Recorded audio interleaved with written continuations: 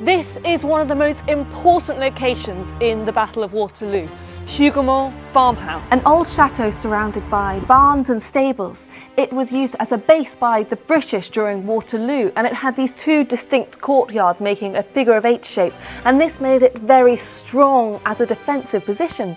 Wellington knew that Hougoumont was going to play a big part in the battle, for before any of the fighting even began, he was asked by his second in command what the plan would be if Wellington fell, and the answer was simple: keep Hougoumont.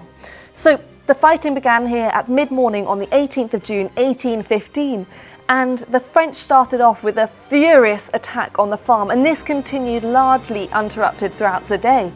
It's quite hard to imagine now, but this would have been a scene of brutal warfare. Some 6,000 Allied soldiers were in this area and around 14,000 French. Just try and think of how chaotic it would have been. The cries of the injured, the heat and smoke of the flames, the deafening sound of musket fire. Some of the French troops who did make it inside the farmhouse were trapped and they couldn't escape. They were barricaded in and they were killed. And wounded men were also trapped in burning buildings with floors and ceilings falling in. It became an epic battle within a battle. The chateau and its private chapel were largely destroyed, and all of these surrounding buildings were barricaded.